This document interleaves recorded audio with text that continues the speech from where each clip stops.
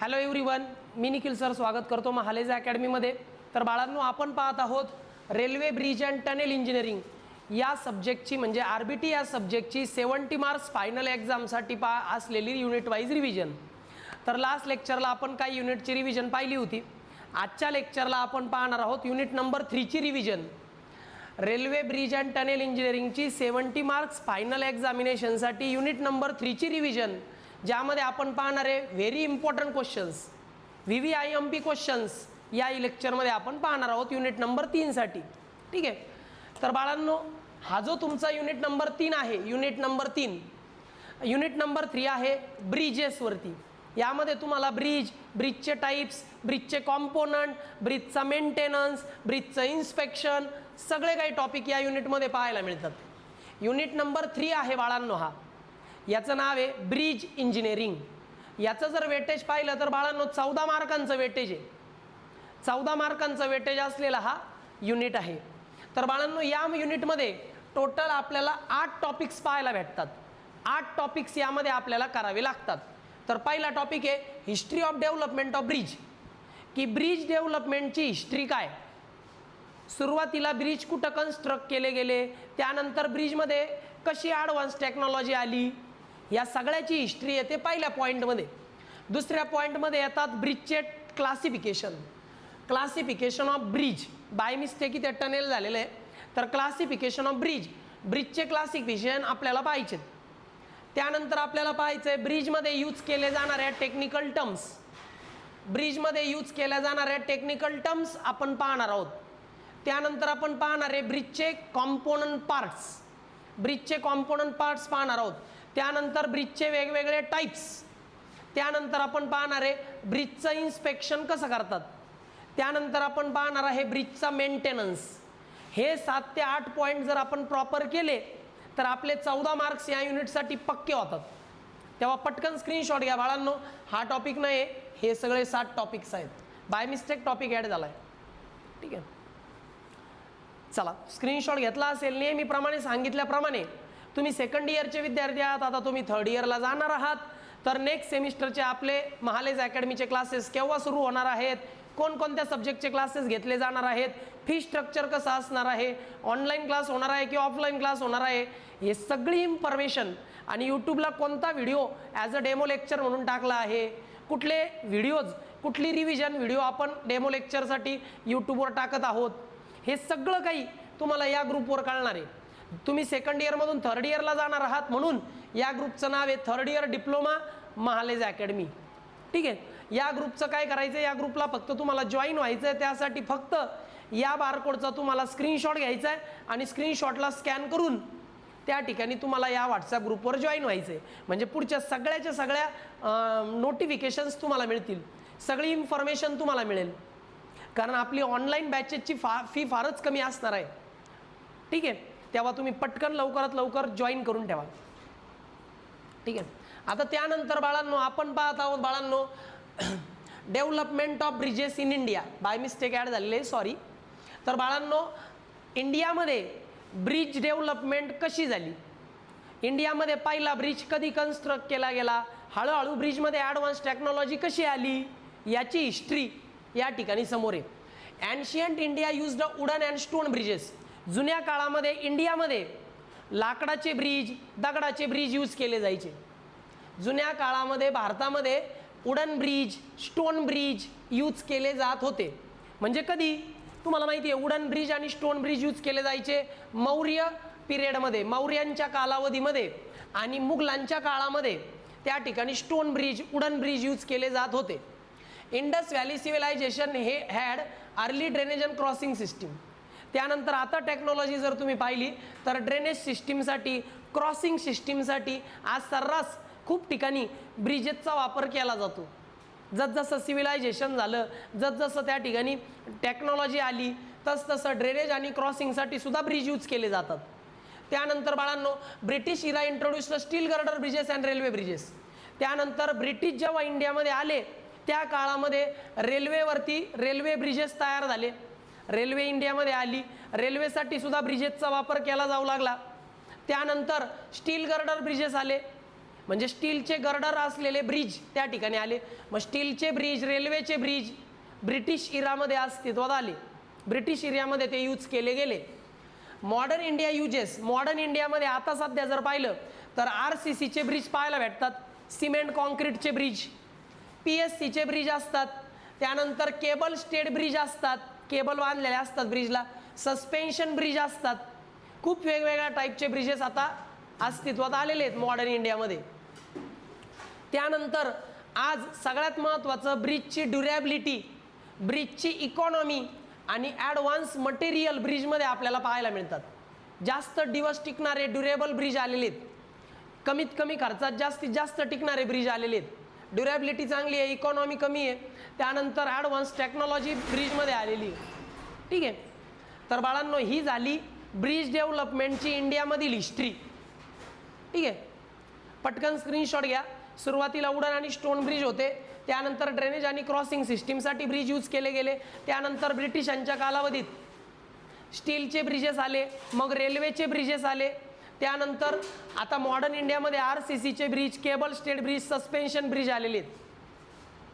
ठीक आहे. आता त्यानंतर बाळांनो आपण पाहणार आहे ब्रिजचे क्लासिफिकेशन. आता ब्रिजचे वेगवेगळ्या बेसिसवर वेगवेगळ्या टाईप्स पडतात. ब्रिजचे वेगवेगळ्या बेसिसवर वेगवेगळ्या टाईप्स पडतात. तुम्ही जर पाहिलं स्पॅननुसार, ज्या ब्रिजचा स्पॅन 6 मीटरपेक्षा कमी आहे त्याला आपण कल्वर्ट म्हणतो. ज्या ब्रिजचा स्पॅन 6 मीटरपेक्षा कमी आहे त्याला आपण कल्वर्ट म्हणतो. ज्या ब्रिजचा span 6 meter to 60 meter, 6 meter to 60 मीटरच्या मध्ये त्याला आपण म्हणतो मायनर ब्रिजेस. आणि ज्या ब्रिजचा स्पॅन 60 मीटरपेक्षा जास्त आहे त्याला आपण म्हणतो मेजर ब्रिजेस. 60 मीटरपेक्षा जास्त स्पॅन असेल तर मेजर ब्रिज, 6 मीटर टू 60 मीटरच्या दरम्यान स्पॅन असेल तर मायनर ब्रिज, 6 मीटरपेक्षा कमी स्पॅन असेल तर कल्वर्ट. आता पर्पजनुसार टाईप पडतात. रोडसाठी ब्रिज असेल तर रोड ब्रिज, रेल्वेसाठी ब्रिज असेल तर रेल्वे ब्रिज, पेडेस्ट्रियनसाठी म्हणजे पायी चालणाऱ्या लोकांसाठी ब्रिज असेल तर पेडेस्ट्रियन ब्रिज. पर्पजनुसार टाईप्स. मटेरियलनुसार टाईप्स पडतात. त्यामध्ये येतं टिंबर ब्रिज म्हणजे लाकडाचा ब्रिज, मॅसनरी ब्रिज म्हणजे कॉन्क्रीटचा ब्रिज, त्यानंतर स्टीलचा bridge, RCC bridge, PCC bridge, PSC bridge. खूप वेगवेगळ्या टाईपचे ब्रिज आलेले आहेत. मटेरियल कुठलं वापरलं त्यानुसार टाईप्स पडतात ब्रिजचे. लाईफनुसार काही असतात शॉर्ट स्पॅन ब्रिज म्हणजे टेम्पररी ब्रिज, कमी कालावधीसाठी बांधलेले ब्रिज असतात, टेम्पररी ब्रिज असतात. जसं टिंबर ब्रिज हा टेम्पररी ब्रिज आहे. काही ब्रिज हे जास्त ड्युरेबिलिटीचे असतात त्याला म्हणतो आपण परमनंट ब्रिज. यांची ड्युरेबिलिटी जास्त असते, यांचा लाईफ स्पॅन जास्त असतो. परमनंट ब्रिजमध्ये येतात RCC ब्रिज, स्टील ब्रिज. लाईफनुसार टेम्पररी ब्रिज, परमनंट ब्रिज. अलाइनमेंटनुसार पण ब्रिजचे टाईप पडतात. स्ट्रेट ब्रिज, स्क्यू ब्रिज आणि करोड ब्रिज. स्ट्रेट ब्रिज असतात, काही करोड ब्रिज असतात, काही एका ब्रिजमधून 2 ब्रिज, स्क्यू ब्रिज. असे वेगवेगळ्या प्रकारचे टाईप पडतात. अलाइनमेंट कशी आहे त्यानुसार. त्यानंतर हाय फ्लड लेवलनुसार टाईप पडतात. हाय फ्लड लेवल म्हणजे HFL. आता या ठिकाणी जर तुम्ही पाहिलं तर हाय फ्लड लेवलच्या खाली असेल तर सबमर्सिबल ब्रिज, हाय फ्लड लेवलच्या वर असेल तर नॉन सबमर्सिबल ब्रिज. हाय फ्लड लेवलच्या खाली सबमर्सिबल ब्रिज, हाय फ्लड लेवलच्या वरती नॉन सबमर्सिबल ब्रिज. लोडिंगनुसारही पडतात. क्लास AA ब्रिज म्हणजे फार जास्त लोड आहे, क्लास A ब्रिज म्हणजे थोडा कमी लोड आहे, आणि क्लास B ब्रिज म्हणजे लाईट लोड करता डेव्हलप केलेला किंवा डिझाईन केलेला लोड ब्रिज आहे. क्लास A आणि B. त्यानंतर ब्रिजचा जो फ्लोअर आहे, ब्रिजच्या फ्लोअरनुसार ब्रिज फ्लोअरची जी लेवल आहे, ब्रिज फ्लोअरच्या लेवलनुसार टाईप पडतात. High level bridge, low level bridge, असे वेगवेगळे टाईप्स पडतात बाळांनो ब्रिजचे. बघून घ्या. चला झालं बाळांनो. आता क्लासिफिकेशन ऑफ ब्रिज पाहिलं. आता आपल्याला करायचं आहे साईट सिलेक्शन फॉर ब्रिज. एखाद्या ठिकाणी जर मला ब्रिज कन्स्ट्रक्शन करायचं आहे तर त्यासाठी प्रॉपर साईट सिलेक्ट करणं गरजेचं आहे, प्रॉपर इन्व्हेस्टिगेशन करणं गरजेचं आहे. मग साईट सिलेक्ट करताना कोणकोणते फॅक्टर पाहिले पाहिजे? ब्रिजसाठी साईट सिलेक्ट करताना हे फॅक्टर आपण पाहिले पाहिजे. कोणकोणते फॅक्टर पाहणार? पहा, narrow and straight river section preferred. Generally bridge हे रिव्हरवर कन्स्ट्रक्ट केले जातात, नदीवर बांधले जातात हे ब्रिज. मग रिव्हरचा तो सेक्शन पाहायचा जो नॅरो आहे, नका आवाज करू, तर रिव्हरचा तो सेक्शन ज्या ठिकाणी रिव्हरची विड्थ कमी आहे त्याला म्हणतात narrow section of the bridge. त्यानंतर स्ट्रेट ब्रिज, म्हणजे स्ट्रेट पाहायचं जिथं नदीचा रूट एकदम स्ट्रेट आहे, नदी ज्या ठिकाणी स्ट्रेट आहे, ज्या ठिकाणी नदीची विड्थ कमी आहे म्हणजे नॅरो आहे, मग नॅरो आणि स्ट्रेट रिव्हरचा सेक्शन प्रिफर केला पाहिजे. दुसरी गोष्ट, stable soil and good foundation condition, त्या ठिकाणी सॉईलची स्टॅबिलिटी चांगली आहे का हे चेक केलं पाहिजे, फाउंडेशन कंडिशन चांगले आहेत का हे चेक केलं पाहिजे. तिसरं, minimum obstruction to water flow, water फ्लोला मिनिमम ऑब्स्ट्रक्शन डेव्हलप होईल असा ब्रिज कन्स्ट्रक्ट करायचा, म्हणजे वॉटर फ्लोला मिनिमम ऑब्स्ट्रक्शन यायला हवेत असा ब्रिज डिझाईन करायचं. इझी अप्रोच रोड आणि इझिली रोड अप्रोच करता आले पाहिजे ब्रिजला. हे 4 टॉपिक आपण पाहायचे, याच्यावर एक एक सेंटेन्सेस प्रॉपर लिहायचं. मग साईट सिलेक्ट करताना पहिल्यांदा पाहायचं की रिव्हरचा सेक्शन हा नॅरो आणि स्ट्रेट असला पाहिजे. रिव्हरचा सेक्शन हा नॅरो म्हणजे त्याची विड्थ कमी आणि स्ट्रेट असला पाहिजे. त्यानंतर सॉईल, स्टेबल सॉईल अवेलेबल पाहिजे, रिव्हर बेडला स्टेबल सॉईल अवेलेबल पाहिजे. गुड फाउंडेशन कंडिशन, चांगल्या फाउंडेशन कंडिशन तिथं पाहिजे, ब्रिज करता फाउंडेशन कंडिशन चांगल्या पाहिजे. परत वॉटर फ्लोचा ऑब्स्ट्रक्शन कमीत कमी पाहिजे, वॉटर फ्लोला होणारा ऑब्स्ट्रक्शन हा कमीत कमी झाला पाहिजे आणि अप्रोच रोड सुद्धा इझिली त्या ठिकाणी प्रोव्हाइड करता आले पाहिजे. अशा पद्धतीने बाळांनो हे फॅक्टर कन्सिडर करून साईट सिलेक्ट करायची प्रॉपर ब्रिज कन्स्ट्रक्शन करता. ओके. त्यानंतर ब्रिज अलाइनमेंट, लक्षात ठेवा ब्रिज डिझाईन करताना bridge alignment should be straight, ब्रिजची अलाइनमेंट स्ट्रेट असली पाहिजे. ब्रिज कुठेही कर्वी नकोय, ब्रिज नेहमी स्ट्रेट असावा. Bridge alignment should be straight as as possible, जितकं पॉसिबल होईल तितकं ब्रिजची अलाइनमेंट स्ट्रेट पाहिजे.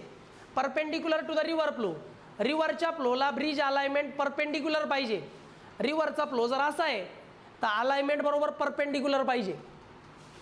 रिव्हरच्या फ्लोला ब्रिज अलाइनमेंट परपेंडिक्युलर पाहिजे, ब्रिज अलाइनमेंट स्ट्रेट पाहिजे. अवॉइड कर्व, जनरली ब्रिजला कर्व प्रोव्हाइड करायचेच नाहीत, पण जर कर्व प्रोव्हाइड करायची वेळ आली तर कर्व अवॉइड करण्याचा प्रयत्न करायचा. स्क्यू अँगल्स इफ पॉसिबल, जर पॉसिबल झालं तर कमीत कमी अँगल प्रोव्हाइड करायचे. ठीक आहे.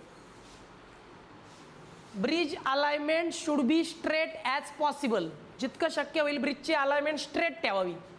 ब्रिजच्या अलाइनमेंटला कुठंही कर्व प्रोव्हाइड करू नये, कर्व शुड बी अवॉइडेड. ब्रिजच्या अलाइनमेंटला कर्व अवॉइड करावेत. जर गरज पडली तर स्क्यू अँगल प्रिफर करावेत. थोडेसे बारीक बारीक अँगल तुम्ही प्रोव्हाइड करू शकता, पण ब्रिज जनरली स्ट्रेट असेल तर ओके. त्यानंतर रिव्हरच्या फ्लोला ब्रिजची अलाइनमेंट नेहमी परपेंडिक्युलर पाहिजे. रिव्हरचा फ्लो इकडे तर ब्रिज अलाइनमेंट त्याला परपेंडिक्युलरच पाहिजे. ओके, घेतला बाळांनो स्क्रीनशॉट. आता पुढे येतं important technical term. Bridge design करण्या अगोदर ब्रिजमध्ये असलेल्या काही इम्पॉर्टंट टेक्निकल टर्म्स आपण पाहणार आहोत. पहिली term waterway, area available for water flow under bridge. ब्रिजच्या खाली वॉटर फ्लो व्हावा, ब्रिजच्या खाली वॉटर फ्लो व्हावा याकरता जो एरिया आपण प्रोव्हाइड करतो त्याला म्हणतात बाळांनो waterway. Area available for water flow below the bridge, ब्रिजच्या खाली वॉटर फ्लो व्हावा याकरता जो एरिया आपण प्रोव्हाइड केला त्याला वॉटरवे म्हणतात. दुसरं इकॉनॉमिक स्पॅन. यामध्ये बाळांनो वॉटरवे म्हणजे काय मी सांगितलं की ब्रिजच्या खाली जो वॉटरचा फ्लो होण्याकरता आपण एरिया सोडलाय किंवा जो एरिया अवेलेबल केलाय त्याला म्हणतात बाळांनो waterway. Area available for water flow under the bridge याला म्हणतात waterway. Economic span, most cost effective span length. Economic span म्हणजे काय की कमीत कमी खर्चात बनलेला स्पॅन, त्याला म्हणतात most cost effective span length of the bridge. Most cost effective span length of the bridge त्याला म्हणतात economic span. Afflux, rise in water level due to obstruction. Afflux म्हणजे काय, कधी कधी वॉटर लेवल वाढते ऑब्स्ट्रक्शनमुळं. मग ऑब्स्ट्रक्शनमुळं जी वॉटर लेवल इन्क्रीज होते त्याला म्हणतात ॲफ्लक्स. ठीक आहे. मग येतं बाळांनो scouring, removal of soil around the foundation by water. ते म्हणतात की फाउंडेशनच्या आजूबाजूला जी सॉईल आहे त्याला रिमूव्ह करण्याची जी प्रोसिजर आहे त्याला म्हणतात स्काउरिंग ॲक्शन, की सॉईल रिमूव्ह करायची जी फाउंडेशनच्या आजूबाजूला जमा झाली आहे. Next erosion, wearing away of soil. आपली जी सॉईल आहे तिची विअरिंग ॲक्शन, सॉईलची जी विअरिंग ॲक्शन होते त्याला म्हणतात सॉईल इरोजन. ओके, ब्रिजच्या खाली सुद्धा सॉईल इरोजन होतं. त्यानंतर येतं freeboard, vertical distances between high flood level and bridge deck. High flood level आणि ब्रिज डेक याच्यामध्ये जे डिस्टन्स आहे याला त्या वर्टिकल डिस्टन्सला म्हणतात फ्रीबोर्ड. हाय फ्लड लेवल आणि ब्रिज डेक याच्यामध्ये जे वर्टिकल डिस्टन्स आहे त्याला म्हणतात freeboard. Cut water, pointed pier end to reduce water resistant. Cut water म्हणजे काय, लक्षात ठेवा, वॉटरचा रेजिस्टन्स कमीत कमी व्हावा त्यामुळे पियरला दिलेला पॉइंटर एंड त्याला म्हणतात कट वॉटर. त्यामुळं वॉटर रेजिस्टन्स कमी होतो. पुढे येतं easy water, curved end of the pier downstream.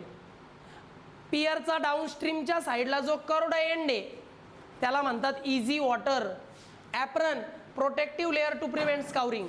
Scouring होऊ नये, सॉईल त्या ठिकाणी फाउंडेशनजवळ जमा होऊ नये याकरता आपण एक प्रोटेक्टिव्ह लेअर प्रोव्हाइड करतो ज्याने स्काउरिंग ॲक्शन कमी होते, त्याला म्हणतात ॲप्रन. हे सगळ्याच्या सगळ्या डेफिनेशन यातल्या कुठल्याही 4 डेफिनेशन एक्झामला येतात. बरोबर, टेक्स्टबुकमध्ये तुम्हाला इझिली सापडतील. बघा रेग्युलर लेक्चरमध्ये पण एक्सप्लेन केलेलं आहे. तर या ठिकाणी बाळांनो हे टॉपिक्स फार इम्पॉर्टंट आहे. टेक्स्टबुकमध्ये पण हे डिटेलमध्ये आहे, तसं मी घेतलेलं पण आहे रेग्युलर लेक्चरमध्ये. त्यानंतर येतं बाळांनो common parts of the bridge. आता ब्रिजचे कॉमन पार्ट्स कोणते? आता ब्रिजच्या कॉमन पार्टचे डायग्राम आपल्याला व्यवस्थित करायची बरं का. यामध्ये येतं बाळांनो पियर म्हणजे ब्रिजच्या असलेले मधले कॉलम आहे की नाही, ब्रिजच्या सपोर्टसाठी असलेले मधले कॉलम्स. बघा, intermediate support between the span. ब्रिजचा जो स्पॅन आहे त्या स्पॅनला जे इंटरमिजिएट सपोर्ट आहे त्याला म्हणतात पियर्स. मग येतात बाळांनो अबटमेंट्स. म्हणजे काय, ब्रिजच्या एंडला जे सपोर्ट आहे त्याला म्हणतात अबटमेंट. ब्रिजच्या एंडला असलेले जे सपोर्ट आहे त्याला अबटमेंट म्हणतात. ब्रिजचा जो स्पॅन आहे त्याचे जे इंटरमिजिएट सपोर्ट आहे त्याला पियर्स म्हणतात. पुढे येतं बाळांनो विंग वॉल. ठीक आहे, रिटेन्स अर्थ नियर अबटमेंट. ओके, ते म्हणतात की ज्या विंग वॉल असतात ना त्या अबटमेंटच्या जवळ असतात. मग अबटमेंटच्या जवळ ज्या ठिकाणी अर्थ आहे त्या अर्थला रिटेन करण्याकरता विंग वॉल्स असतात. अबटमेंटच्या शेजारी विंग वॉल असतात. बरं, foundation, it transfer the load safely to the ground. अजून एक असतं ब्रिजला, ते सगळ्यात खाली असतं फाउंडेशन, जे काय करतं, वरतून येणाऱ्या लोडला सेफली ग्राउंडकडे ट्रान्सफर करण्याचं काम फाउंडेशन करतं. Bearing, it transfer the load from superstructure to substructure. सुपरस्ट्रक्चरचा लोड सबस्ट्रक्चरकडे ट्रान्सफर करणे. सुपरस्ट्रक्चरचा लोड सबस्ट्रक्चरकडे ट्रान्सफर करणे हे काम आहे बाळांनो बिअरिंगचं. बिअरिंग हा सुपरस्ट्रक्चरचा लोड सबस्ट्रक्चरकडे ट्रान्समिट करतो. फाउंडेशन काय करतो, टोटल ब्रिजचा जो लोड आहे त्याला ग्राउंडकडे ट्रान्सफर करतो. विंग वॉल कुठं असतात, अबटमेंटच्या शेजारी, ज्या काय करतात, अर्थला रिटेन करतात, अर्थला त्या ठिकाणी बाजूला नेतात, अर्थला रिटेन करतात मातीला. नंतर ब्रिजचे कडेचे एंडचे सपोर्ट म्हणजे अबटमेंट, ब्रिजचे मधले सपोर्ट म्हणजे इंटरमिजिएट सपोर्ट. बघा या ठिकाणी आपल्याला ब्रिज दिसत आहे. बघा हे ब्रिजचं फाउंडेशन आहे बरं का. आता इथे पाईल फाउंडेशन घेतलेलं आहे, ही पाईल कॅप आहे. ठीक आहे, एवढं आहे ब्रिजचं फाउंडेशन. आता हा ब्रिज आहे, ब्रिजच्या स्पॅनला जे इंटरमिजिएट सपोर्ट आहे याला म्हणतात पियर्स. ब्रिजच्या स्पॅनला हे जे एंडला सपोर्ट आहे याला म्हणतात अबटमेंट्स. हे जे ब्लॅक दिसतंय का, ब्लॅक कलर, या आहेत अबटमेंटच्या जवळ असलेल्या विंग वॉल्स. त्यानंतर हे जे येलो कलर दिसतोय का, या आहेत बिअरिंग्स. हा आहे ब्रिजचा गर्डर, म्हणजे superstructure, substructure and foundation of the bridge. अशी फिगर तुम्हाला काढता यायला पाहिजे. ओके, आता त्यानंतर बाळांनो आपला नेक्स्ट टॉपिक येतो बेस्ड ऑन द पर्पज ब्रिजचे वेगवेगळे टाईप्स, पर्पजनुसार ब्रिजचे वेगवेगळे टाईप्स, हे बाय मिस्टेक आलेले आहे, समजून घ्या. तर पर्पजनुसार ब्रिजचे वेगवेगळे टाईप्स बघा. पहिलं येतं बाळांनो कॉजवेमध्ये flush at ground level submerged in flood. म्हणजे काय, ज्यावेळी काही फ्लड येतो त्यावेळी तो ब्रिज पाण्यामध्ये बुडतो, त्याला म्हणतात फ्लश ब्रिज. म्हणजे तो ब्रिज ग्राउंड लेवलला असतो, पण जेव्हा पावसाळा येतो, जेव्हा रेनी सीझन येतो, तेव्हा पावसाचं पाणी त्या ब्रिजवरून वाहतं, याला म्हणतात फ्लश. लो लेवल ब्रिज हा थोडासा आहे ना स्लाइटली बेडच्या वर असतो, म्हणजे रिव्हर बेडच्या थोडासा वर असतो, त्याला म्हणतात लो लेवल ब्रिज. जो फ्लड लेवलच्या वर असतो त्याला म्हणतात हाय लेवल ब्रिज. नंतर आरसीसी ब्रिज हा असतो स्ट्रॉंग, ड्युरेबल म्हणजे टिकाऊ, ज्याचा मेंटेनन्सही कमी आहे, फक्त इनिशियल कॉस्ट जास्त आहे, मेंटेनन्स कमी लागतो, ड्युरेबल जास्त आहे, स्ट्रॉंग जास्त आहे, तो आरसीसी ब्रिज आहे. नंतर पीएससी म्हणजे प्री स्ट्रेस्ड कॉन्क्रीट ब्रिज, हा सुद्धा स्ट्रॉंग असतो, याचा पण मेंटेनन्स कमी आहे, पण याची इनिशियल कॉस्ट पण जास्त असते. ओके, अशा पद्धतीने वेगवेगळ्या टाईपचे ब्रिजचे हे इन्फॉर्मेशन. त्यानंतर येतं बाळांनो ब्रिजचे ॲडव्हान्टेजेस. आहे की ब्रिजची स्ट्रेंथ खूप चांगली असते, लॉंगर स्पॅनचे ब्रिज हे पॉसिबल आहेत, यांचं क्रॅकिंगसुद्धा कमी असतं, ब्रिजला जनरली क्रॅक जात नाहीत, ब्रिजची स्ट्रेंथसुद्धा चांगली असते, लॉंगर स्पॅनचे ब्रिज हे पॉसिबल आहेत ॲडव्हान्स टेक्नॉलॉजीमध्ये. त्यानंतर येतं डिसॲडव्हान्टेजेस, की बाबा हे जे ब्रिज असतात ते थोडे कॉस्टली असतात, म्हणजे ब्रिज कॉस्टलीच असतात, ब्रिजसाठी स्किल्ड लेबर लागतात, अनस्किल्ड लेबर चालत नाही. जसं आपल्या रेग्युलर हाऊसला अनस्किल्ड लेबर चालतात, पण ब्रिजला मात्र स्किल्ड लेबरच लागतात. त्यानंतर येतात कलवर्टमध्ये जर पाहिलं तर कलवर्टमध्ये 4 टाईप येतात.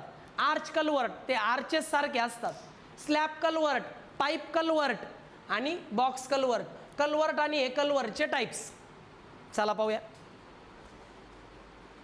या ठिकाणी आपल्याला कलवर्टचे वेगवेगळे टाईप्स पाहायला भेटतात. दिसतंय, हा पाईप आहे, याला म्हणतात पाईप कलवर्ट. इथं आहे ना या भागामध्ये आर्च आहे, याला म्हणतात आर्च कलवर्ट. या भागात बॉक्स आहे, याला म्हणतात बॉक्स कलवर्ट. ठीक आहे, हा स्लॅब आहे, याला म्हणतात स्लॅब कलवर्ट. असे वेगवेगळ्या टाईपचे कलवर्ट आहे. याची डायग्राम काढायची आहे, टेक्स्टबुकमध्ये दिली आहे, 2-2 सेंटेन्समध्ये इन्फॉर्मेशन लिहायची. झालं कलवर्ट आणि कलवर्टचे टाईप्स. कलवर्ट हा तो ब्रिज असतो ज्याचा स्पॅन 6 मीटरपेक्षा कमी असतो. The bridge having span less than 6 meter are called as culvert and there are 4 types of culvert. या ठिकाणी पाहायला मिळतंय arch culvert, slab culvert, box culvert आणि पाईप कलवर्ट, असे वेगवेगळे टाईप्स पाहायला भेटतात.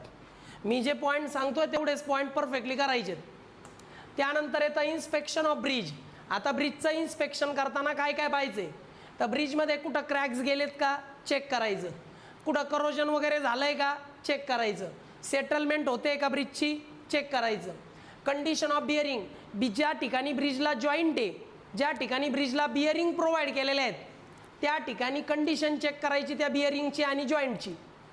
त्यानंतर फाउंडेशनच्या शेजारी असलेले जे स्काउरिंग आहे ते सुद्धा त्या ठिकाणी चेक करायचे. ब्रिजचं इन्स्पेक्शन करताना हे पॉईंट जनरली पाहिले जातात. ठीक आहे, नंतर इन्स्पेक्शन हे दोन प्रकारात केलं जातं. एक असतं पाऊस पडण्याच्या अगोदर केलेलं इन्स्पेक्शन, म्हणजे समर सीझनमध्ये उन्हाळ्यात केलेलं इन्स्पेक्शन म्हणजे pre monsoon inspection.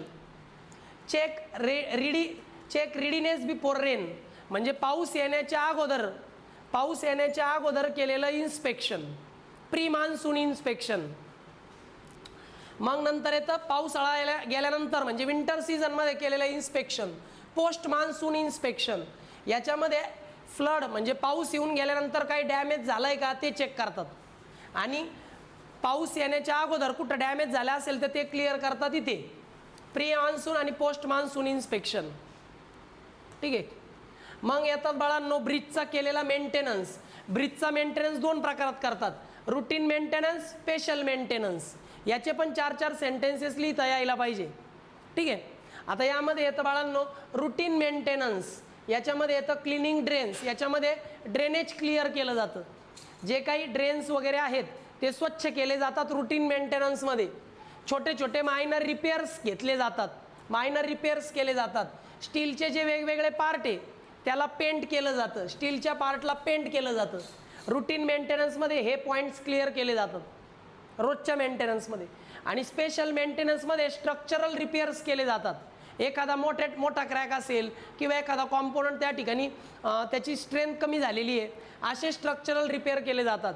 Strengthening of component, एखाद्या कॉम्पोनंटला सपोर्ट प्रोव्हाइड केला जातो, स्ट्रेंथनिंग ऑफ द कॉम्पोनंट. त्यानंतर डॅमेज्ड पार्ट रिप्लेस केले जातात, replacement of the damaged part. हे असतात स्पेशल मेंटेनन्स. स्पेशल मेंटेनन्स वर्षातून एकदा करतात. रुटीन मेंटेनन्स हा डेली बेसिसवर करू शकतो. ओके, तर अशा पद्धतीने बाळांनो टोटल सगळे जे काय पॉईंट्स आहेत या युनिटचे ते सगळे पॉईंट एक्सप्लेन केले. मी जेवढं सांगितलं तेवढे पॉईंट्स प्रॉपर करा. प्रत्येक पॉईंटमध्ये 4-4 सेंटेन्सेस लिहिता यायला पाहिजे एवढा स्टडी करा. ठीक आहे, थोडेसे लेक्चर आपले लेट होतात आहे, परंतु मी बनवण्याचा नक्कीच प्रयत्न करतोय. कारण खूप सारे लेक्चर्स आहेत, खूप सारे विद्यार्थी आहेत जे माझ्या लेक्चरची वाट पाहतात आहे. त्यामुळं थोडं लेट होऊ शकतं, परंतु परफेक्ट होईल. ओके, या ठिकाणी युनिट नंबर 3 संपतो. नेक्स्ट वेळेला आपण युनिट 1 आणि 2 ची रिव्हिजन पाहूया. Okay, bye students.